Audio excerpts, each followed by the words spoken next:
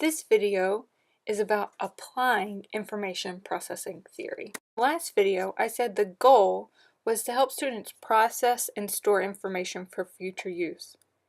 But how do we, as teachers, do that? First, you need to remember the executive functions, or how information is actually processed. When introducing information, make sure you have your students' attention and that they understand the terms and concepts that you're using.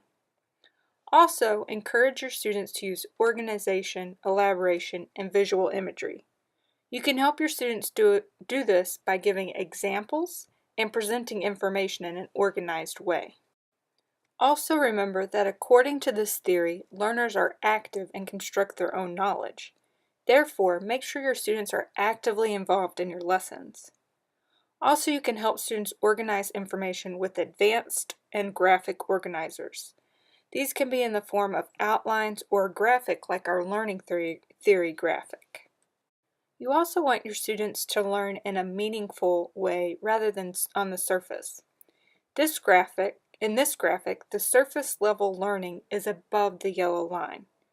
Trying to learn information by repeating it or simply memorizing it is not the most effective way to learn and be able to use that information later. Rather, a learner should focus on the deeper processing strategies I've already mentioned. Another way to help your students learn in a meaningful way is to use Bloom's Revised Taxonomy.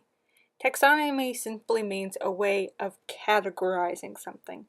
So Bloom's categorizes levels of thinking. This is a graphic representation of Bloom's Revised Taxonomy. The 6 words around the outside are the different levels of thinking, starting with remember and moving clockwise in the order of thinking.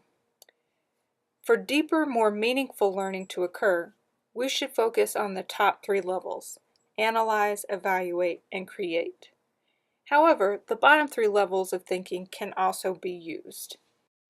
Other ways to use information processing theory are listed here. Memory aids, such as mnemonics, are types of elaboration or visual imagery.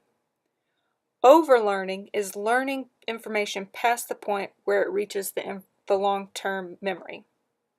Automaticity comes from the ability to do something without consciously thinking about it. Metacognition is thinking about thinking, which helps students organize their thoughts and effectively process and store information. Lastly, you want to prevent cognitive overload.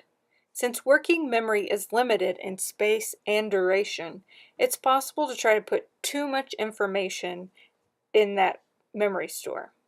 There are strategies you can use as a teacher to avoid this cognitive overload.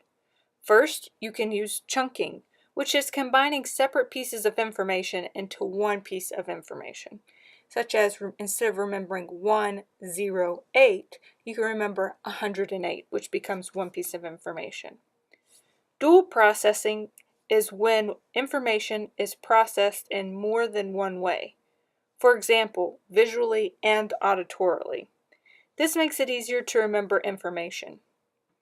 Automaticity helps because if a person does not have to consciously think about information, it does not take up space in the working memory, which saves space for other information.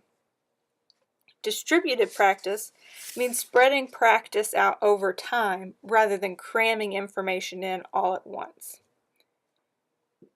Think time is a concept we will talk about more later in the semester. But it's the idea that you give your students time to process information before putting more information in.